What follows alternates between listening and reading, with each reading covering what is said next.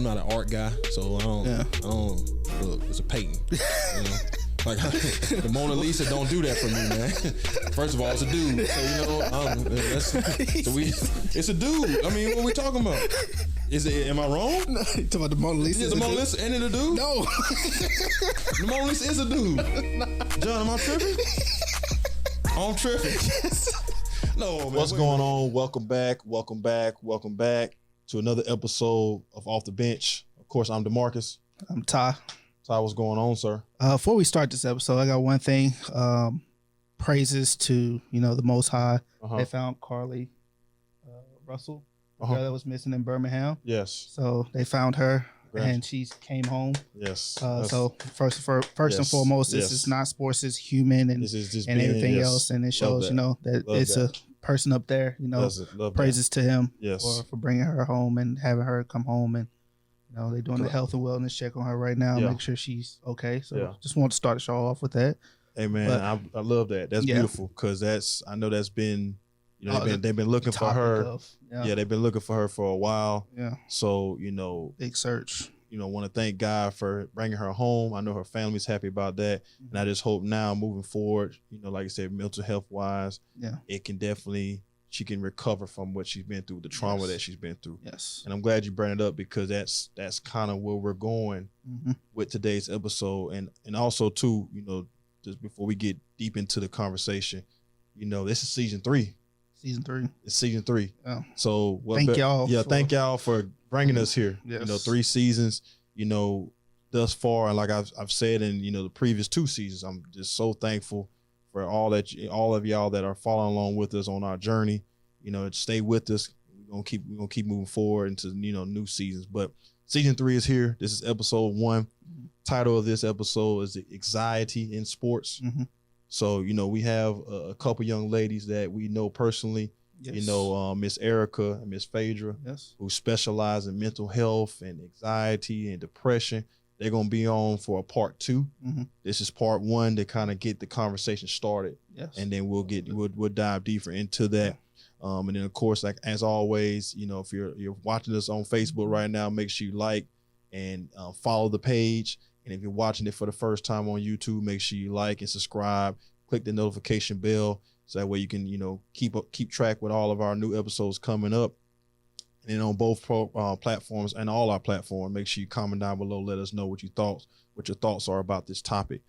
So before we get started, diving into it, there's a video that I've sent to John that kind of, segues into the anxiety aspect in sports. So I'm gonna let John, play that before we get started with our conversation, and that's how we're gonna roll us into the topic. I just had 8 turnovers live on ESPN. The announcer says, and Caleb Joseph. He turned it over 8 times against La Tech. I remember that game when I turned the ball over 8 times. It really shouldn't have had 8 turnovers. Probably should have only had 2 or 3. But after those 2 or 3, I was so afraid of my coach yelling at me that I just didn't want the ball in my hands. So I was like, and I couldn't make sound decisions because I was just so frantic and so worried about my coach yelling at me because I took it so personal. It was my dream school. It was what I wanted my whole life. I was finally there. And every time he critiqued me, I was like, he hates me. I'm not good enough. I don't deserve this. I shouldn't be here. But if I would have done the work that you guys are doing now, to be able to look inwardly, to be self-aware, to be able to reflect, I wouldn't have took it so personal had I have done this work. Can you guys think of a time when a coach has yelled at you and it threw you off? And then I want you to think what was really going on versus what I allowed to happen.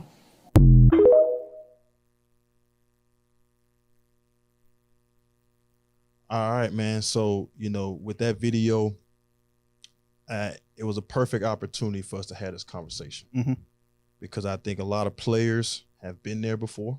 Yes. And a lot of people in general, you're talking about just humans in general, you go through these anxiety moments, in life, and you try to figure out how to get past it. So let's just start here. What do you think, in your opinion, the effects that anxiety has on players in sports? I think it plays a big role and a big part of it. Even high school ball or, little league or whatever, you don't want to be that guy that messes up.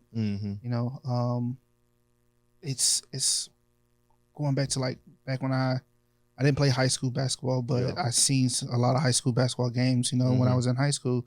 And it was a point where, some of the basketball players, when they would mess up, they would immediately look to the bench to see if somebody can sub in or sub out for them. And that plays a toll on you, your mental, what am I doing wrong? Well, I mean, this is just not, like I said, it's just not sports. It's everything. This life in general, get a bad grade in school and it's like, oh man, I studied hard for this test, but I got a bad grade. Or, at work, I'm doing A, B, but I can't do C right. And, your supervisors or managers looking at you like, what's going on? So it's not just in sports, it's in this world. It's just harder because you're on a national scale and on a national, thing, and then you have your coach beating you down, your players coming at you, your people crowds, off the floor, fans, and everything else. And it came to a point where I seen Trae Young on an interview. I think on Draymond's interview recently, he was like, they were screaming F Trae Young. He was like, I didn't even do nothing. And this was before New York and the whole Bow situation. Like, why are we as fans? Why we just can't go and enjoy? Why we feel so comfortable to talk about a player in that regards, to where now, like you said, the effects are not. It's not just basketball no more. Now it's personal. Oh yeah. Kyrie's dealt with that. Westbrook deals with that. And I am a avid fan of what they do. Hey. Point them out. Of course. At the end of the day, we're all human. Yeah, of course. We all make mistakes, and we all do this, we do that. But nobody should be subjected to that just because I don't agree with your play, or I don't agree with you, as an opponent to the team that I'm cheering for. That should never be a time where you feel like you have the right. Like I said, all day long, we all pay money to come to an event, and I'm all for, heckling, because that's part of it, but it's a level to it. Yeah, I'm not going to cuss you out or can't make it personal. Yeah, take it to your family or nothing like that. Oh, of course I'm a boo. Oh, I'm going to try to do everything in my power to throw you off your game. Like how, what's his name? Daughter was screaming. That's cool. And then she got death threats. And she got that's what I'm saying. And we're talking about a child now. So now a child has been subjected to death threats, and she's a little girl, and what she was doing wasn't nothing harmful. Just part of, hey, I'm trying to help my dad team win. So I'm gonna come at y'all and try to throw you off.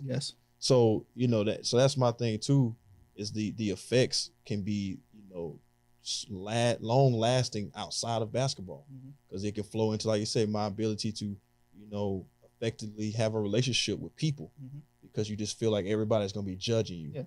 I was having a conversation with a young man the other day, and similar like you were talking about work, he just feeling like there ain't nothing I'm doing right. And ain't nobody helping me correct the areas that I'm struggling in. So what do?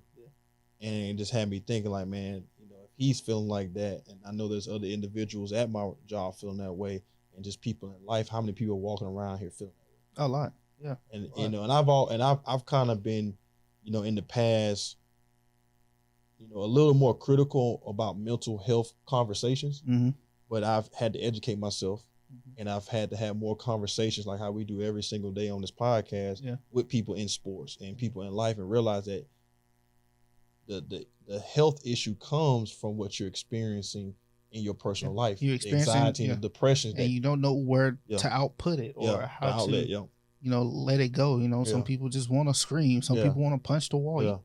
You can't punch a wall in 2023, you can't do that. It's ways and outlets and avenues and stuff like that to seek help. And next podcast we're gonna have two great people in Pensacola that can talk, that can walk you through that time, because I know personally, I know you didn't play high school ball, but I know personally playing high school ball and playing college ball and just my career in general, my journey with basketball, having that feeling of not feeling like I'm enough, even though I believe my coach believed in me and the people around me believed in me, my teammates believed in me. But like you said, that moment of, okay, I made a mistake, it just compounds every single time. It's like 1 turns into 17. Yeah. So I know that feeling. And then another thing too, let's say,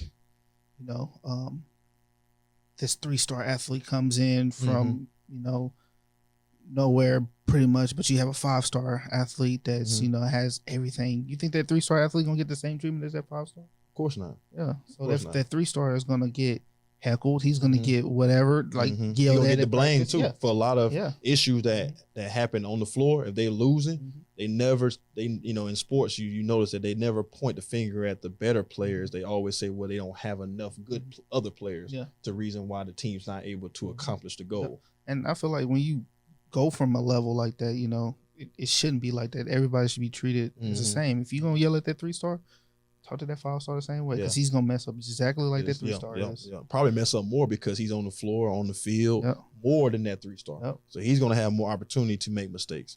So I think it's about, just for me personally as a coach, it's about, like you say, addressing the mistake and trying to strategically come up with a way to help you not continue making the same one, because you're gonna make another one, and then we'll address that one. But just trying to eliminate the same mistake. That's what you're trying to, your goal. So let's talk about the lasting effects that mentally it has on them in life. I've noticed people that struggle with that anxiety from playing sports, from the ridicule, from the judgment aspect, feel of it, that they've struggled to be able to accomplish anything. I can see that, because as soon as they feel that same moment, they're gonna shut down and give up. So I think a high experience with that type of anxiety can impact you in a way that you never get your life in a I ain't gonna say have a successful life. It's just whatever your level of order and success that you want is hard to accomplish. It's basically trauma. How do you get over this trauma that you had? Some people might have that trauma in the household. Some people might, like you said, had it in sports. And then once you get to that level again, it's like, how do you overcome that? Some people just be like, all right, I'm gonna just do what I did last time. Shut down. Or I'm gonna just do what I did last time and then just give up.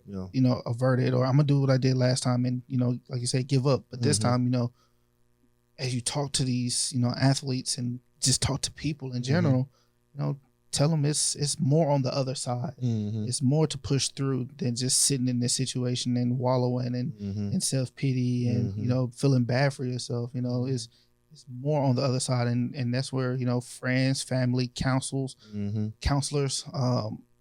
other coaches, teammates, teachers, everything to pick this young person up or pick this person up. Co-workers, like I said, it's not just with sports; it's in life in general. Yeah, I think so too. Now, what about the depression aspect of it? Do you think there's, it's a combination, or does depression develop from the anxiety? I think it can develop. It can be both. Yeah, it can develop from the anxiety as well, because I think they go hand in hand with each other. It's not like you're just gonna have, one without the other. Sometimes sometimes it's gonna come together, and it depends on how you maneuver with it and everything else. It's one time your anxiety might be high and your depression might be low. One time your depression might be high and your anxiety might be low. Yeah. I think it also is like they're both a combination of the two. They work hand in hand, but I think it's like you say, whatever the cause is of whatever it is, whether it's depression or anxiety, that's where you see it kind of be more than less on one side. I think the anxiety can develop the depression to start to sink in, because like I say, you become depressed because like, man, every time I mess up, this is what happens. So it depresses you in a state where you just don't want to try, or when you get out there, you're just too scared to try to do anything. So I think that's why I think it can definitely work together as one whenever you're experiencing that type of situation on a team. I think you see these big name head coaches like Nick Saban and back then with Coach K and stuff like that. Once they made a mistake, you see him, Nick Saban rips off his headphones, slams it on the ground and everything else. And, it's you looking at him like, whoa, do you really have to do that? Sometimes it's just the way, I've heard him say he doesn't just do that to the 5-star. He does it to everybody so they can see, everybody's it's on the same level. Same level. And it just goes back to that, make sure everybody's on the same level, no matter what skill level or what platform or whatever you on. Everybody has to be treated fairly and equally across the board, and I think that's kind of where it all starts too, especially in sports. Yeah, because you think about it, that's a good direction for him to have. You're hopeful that every mentor, coach, or whoever that's an influence on that young man's life or young lady's life, that they do that, because like you say, that reaction in that moment to them, especially when they've never had anybody react to them making a mistake, it can send them down the wrong way. Yeah. Especially like you say, when you do that to me and I watch the same guy, or I watch another guy go out in the same position that might be highly more recruited than me, but he does the same thing and you say nothing to him. Yeah. So now it's like, okay, is it something personal against me? Yeah. And that's when the depression and everything started sitting in. That's when the the self-loathing and feeling like I'm just not enough for this individual. And maybe I'm not enough for anybody, because a lot of these guys and girls, a lot of times come from, rough neighborhoods, rough upbringings. So that also just rings in their head too, because they're always being told that growing up, and they was able to get through that playing sports to get to that level. But then now you're on the bigger stage, and now it's even more. Now it's millions of people seeing you kind of embarrassed more than just a few people see. So when it comes to recovering,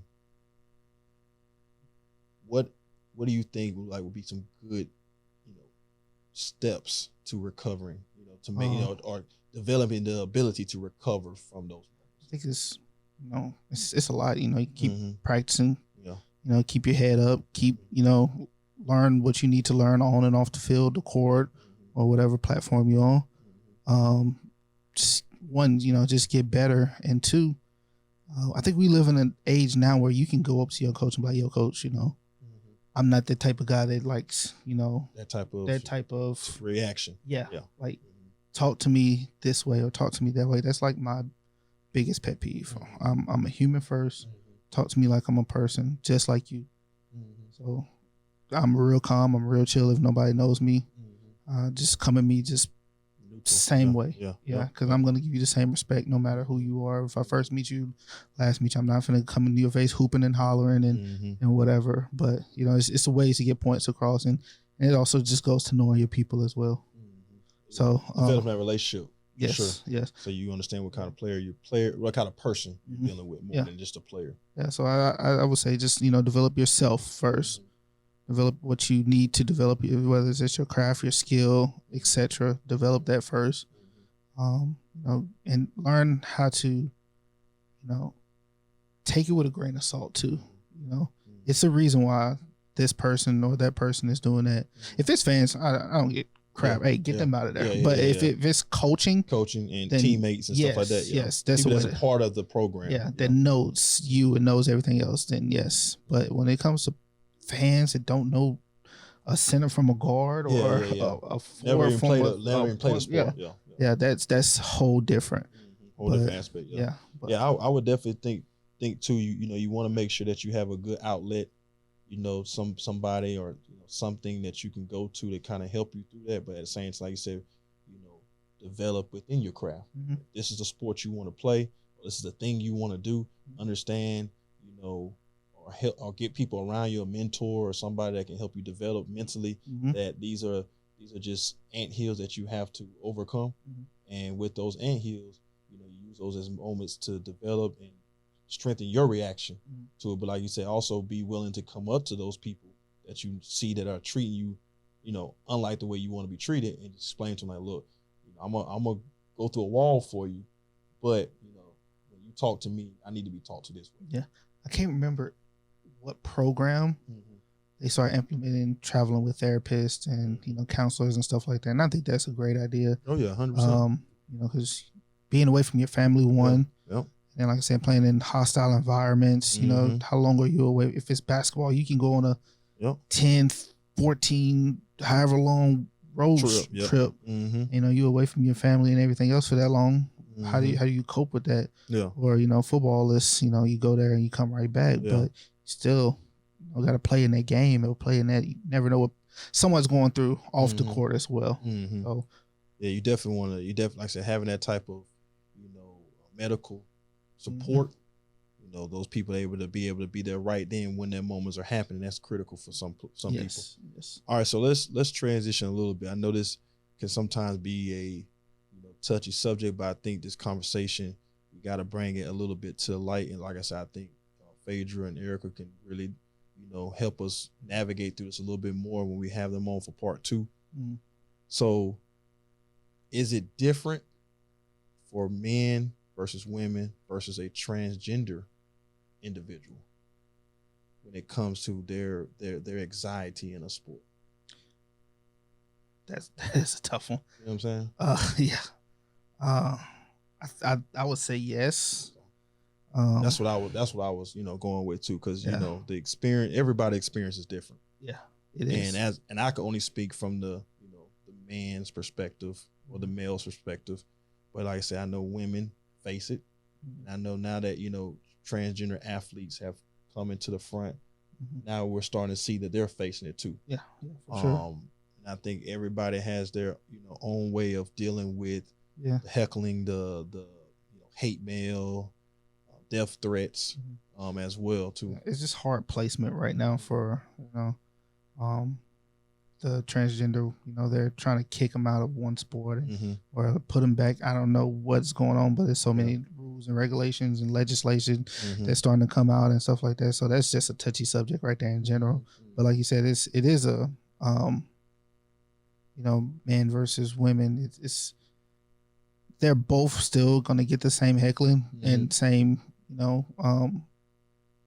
like stern talking to and everything else. But it's just, I guess it's just also what's getting put out there more, I would guess you could say, and who's coaching them and who's doing everything else. So I think too, just when we're talking about each one of, in these individuals, it's about meeting them at the place that they're at that time in their career, playing that sport, whether you, like I said, being a head coach, being a strength coach, being the physical therapist, whoever it is on the team, that you've been able to develop a level of comfortness to be able to help allow them to help you navigate through these moments of anxiety. When it's at its highest and when it's, mid-level, when it's low, when your depression's kind of, seeping in, when you're feeling like you can't, do anything, having just like say having that person or that outlet to go to, I think will help all three individuals. Like I say, I think we can like table it and then talk to, the professionals who do it every single day and see kind of how what's the best way to navigate that for each individual. Yeah, and once again, to me, this goes across keeping it a straight platform. Treat everybody the same, no matter what it is. I always say I treat everybody the same, no matter if you black, white, blue, yellow, whatever, tall, short, you want to be. If you're out there, everybody should get treated the same. Yes. And so I bring now let's bring in the youth players, the small guy, the small girl, the small people of the world that are beginning in sport. I feel like that pressure is coming from their parents than anybody or anything else.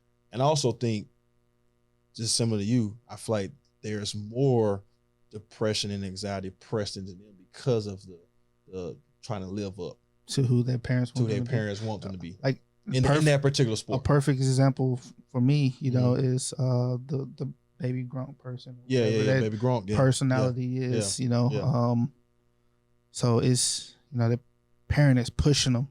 Pushing them. It's like, just go out there and be you. If your similarities then do remind people of Gronk, great. But if not, just be Joseph or whatever your name is. Yeah, I think it's hard for a young kid to live up to a personality, to a created stigma or created character. I think it's hard for them to live up to that because, like I say, at their age in their life, they don't know who they are as a person.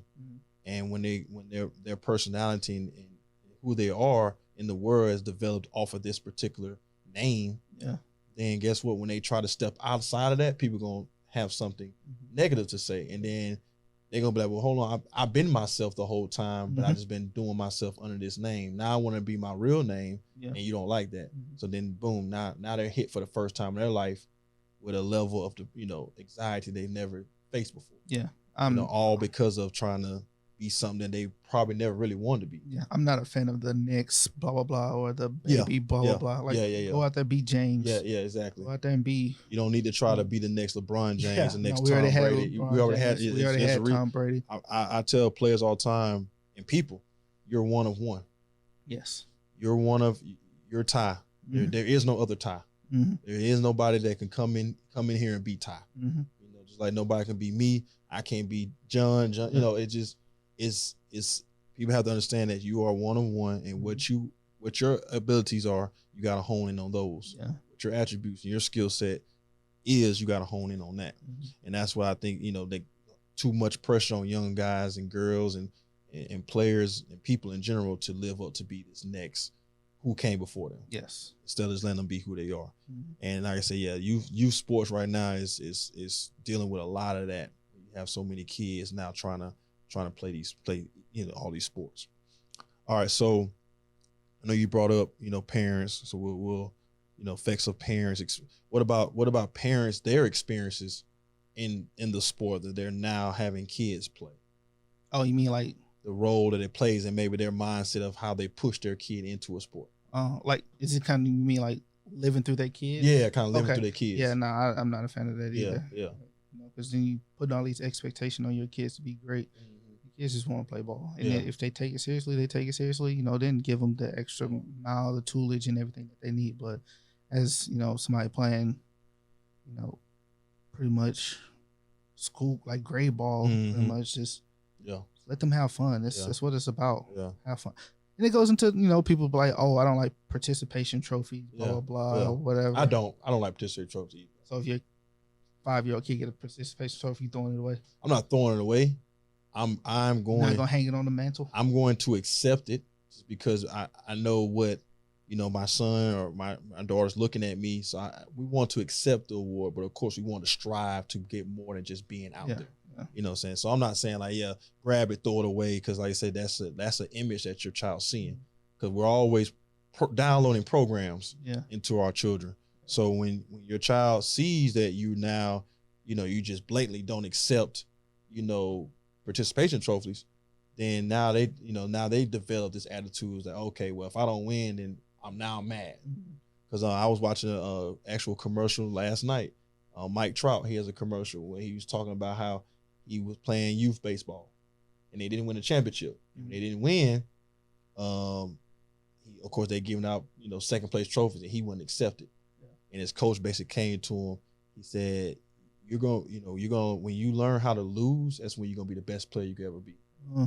That's hard.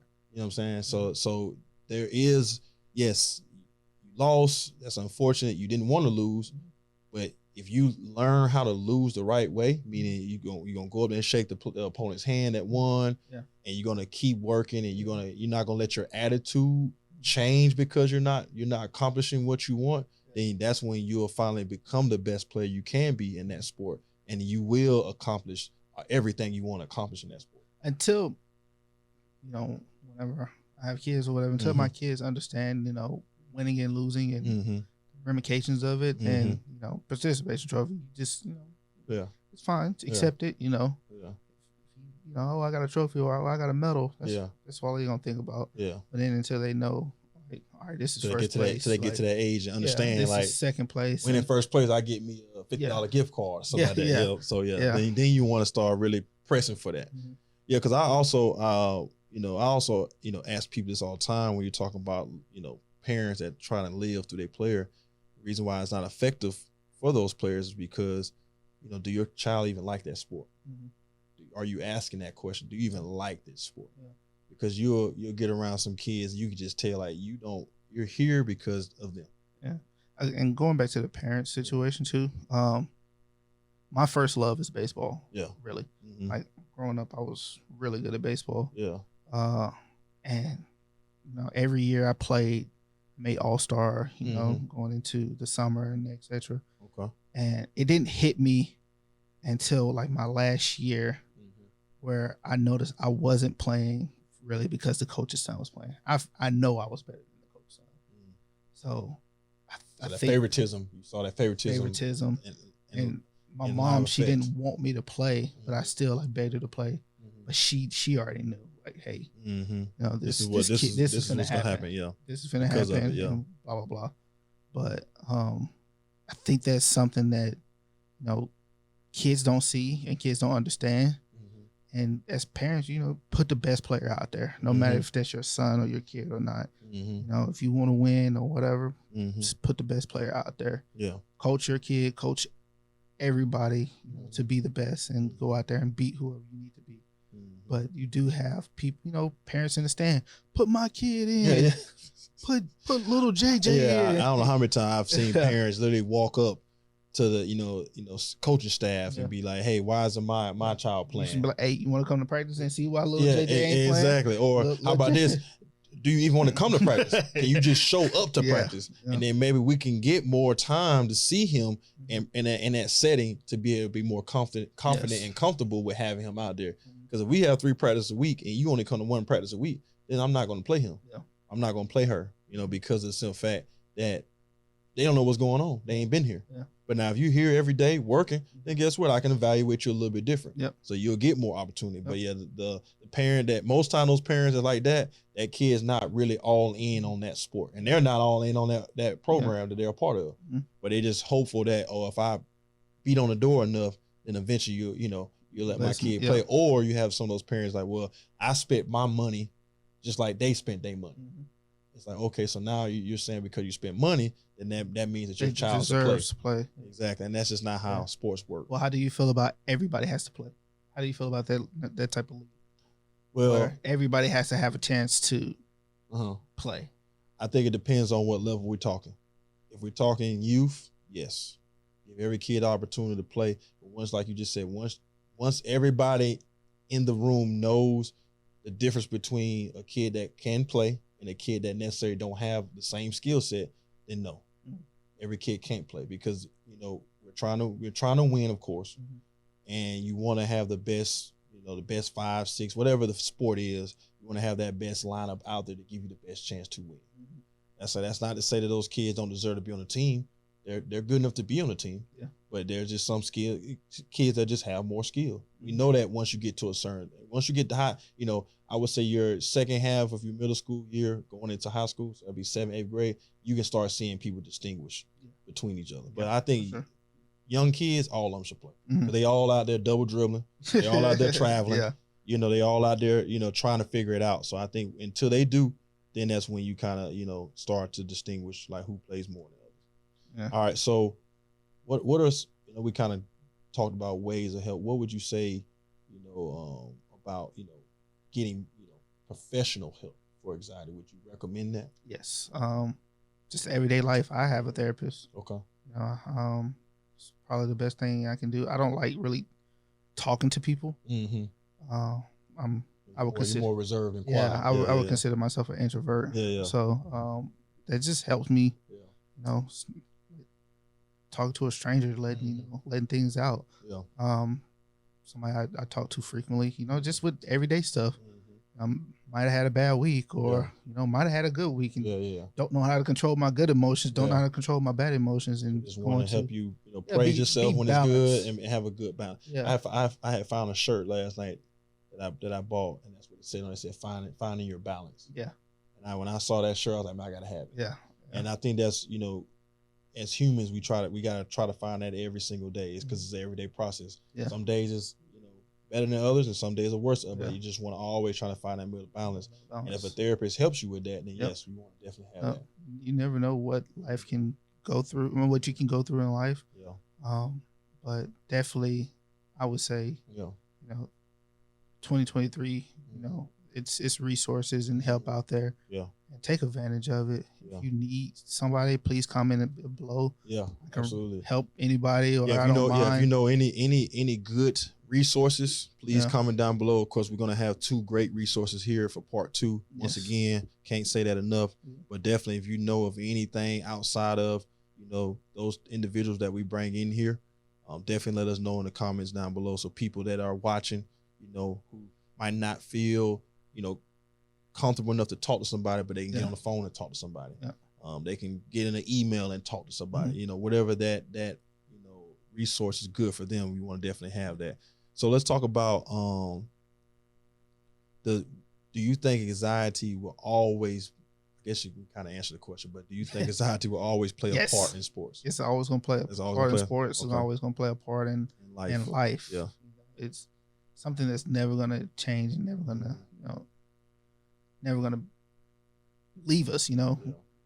So let's change lanes on. Let's talk about tragedy, like loss in sports. And when I was thinking about this, I was thinking about the UVA, shooting a year ago of the football players. What do you think about that impact that it has on not only just kids on a campus, but then, like I said, kids on that particular team that got to continue playing and moving forward with their their aspirations in that sport? Yeah, it's hard, because you don't know. One minute you sitting there talking to, I think it was 3 or 4 that passed. And you sitting there talking to them, and next thing you know, they're gone. And they could be in the blink of an eye. How do you control their emotions? How do you control, your everything that's inside of you when you was just talking to that person? Yeah. Literally had practice with them. Yeah. The day before a game, the day before or the day of. Yeah. It's just hard and trying to push back and it's hard to say, but things has to go on. How do you go on, without your teammates, your brothers, your sisters, your coaches, whoever it is that, especially if they played a part of you, being there, or you got there and like say you was having some issues and they was able to be that person that can lift you up and inspire you and everything, and now that person's gone. I would definitely just say, don't forget them. I lost a friend, suicide younger, and I always say, whatever I do, it's for him. Yeah. So that's something that you can always keep them in your memory. Yeah. Always keep them in your memory, keep them with you, and it's pretty much every day. Day doesn't go by where you don't think about them. But just make sure you whatever you do is for them, and whatever you do, is.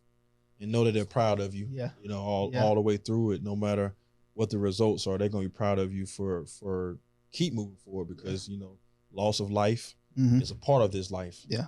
And we all are going to experience it in some magnitude, some time in our life, and we just have to remember that part, and then being able to now, okay, we've been through that. Now take that next step, the next day. Yeah. So, what about discrimination in sports? I think it's, of course, I'm sure depends on where. I'm sure we both can agree that that's something that we don't want to see. No, we don't. We need that out of sports, but we know it is.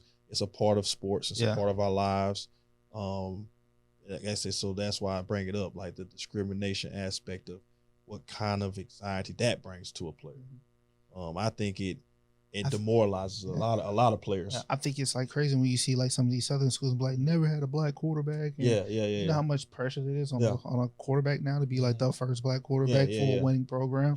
And try to continue to succeed and be that quarterback, but you're not this pro style quarterback. You're a per athlete quarterback. Like that's a lot.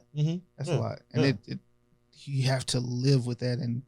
And that goes to not the program. It's going to go to your fans. I think your fans are going to be the ones that's going to be heckling you and everything else the most. They're going to put all the blame on you because if you were supposed to be the savior of the program and then you come in and you're not the savior, now it's like, okay, so we were bad with for you, even though we sucked. Yeah. But now we're worse because you're here and you happen to be be black. So I think discrimination on all levels.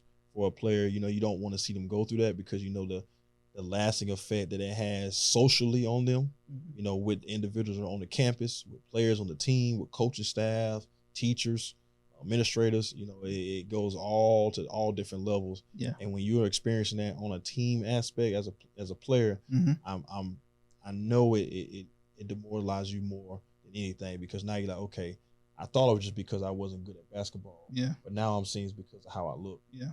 So it's like a double layer of anxiety and depression that can set in because of those moments that you're dealing with. Yeah. So, all right, man, last thing we're going to go over before we get out of here. What about politics in sports? Is there a place for that? No, there's no place for that. But it's in there. Yeah. Just like anything else. Politics is everywhere around us, you know. And wouldn't say you have to play the game, but it's a game that you have to play, you know. Especially like in these collegiate areas where, you know, you have to rub their back to get that, you know, that new athletic facility, or rub their back in high school to get, grease you know, palms. Grease some palms to get, you know, your team new jerseys in high school and stuff like that. It happens. People don't want to go through that.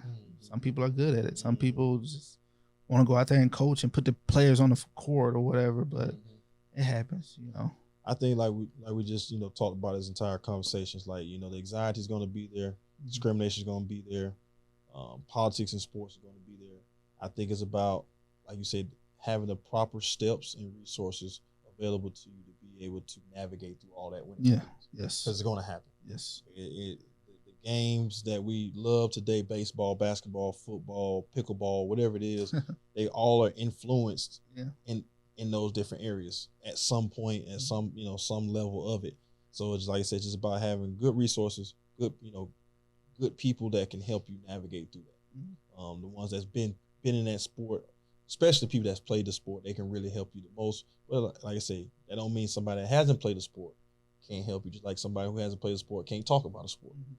It's just about I think the angle and what your motive is when you're talking about that sport, which is important too as well.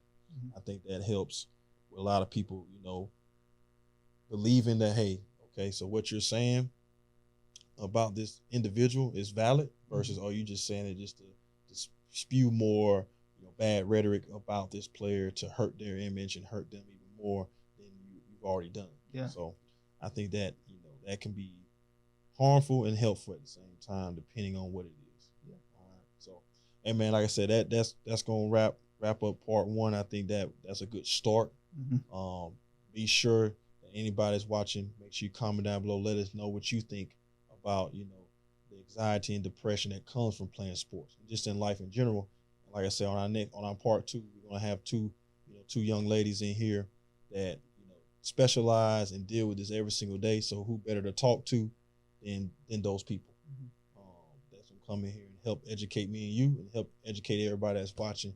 And hopefully, you know, we're able to help, you know, all you players out there that are struggling in these areas. Hopefully you can see it too as well, and have a good understanding of what's going on, why this is happening, and how to, you know, move forward from it. So, and man, as always, make sure you like, subscribe, follow our Facebook page, follow us on all of our social media platforms, Instagram, Twitter too as well. I think we're gonna transition to. Have you tried Threads yet? No, I haven't. Y'all gotta send it to me so I can try it. Yeah. So we're gonna me and John and Ty, we're gonna look at Threads, because I've been hearing a lot of noise about that. I know Elon Musk not really liking it too much from what I can see on Twitter. So we're gonna look at Threads, see, you know, add that to our list of opportunities for people to, you know, become part of our community that we're building future. But until then, as always, thank you for watching, and we'll see you on the next one. Peace.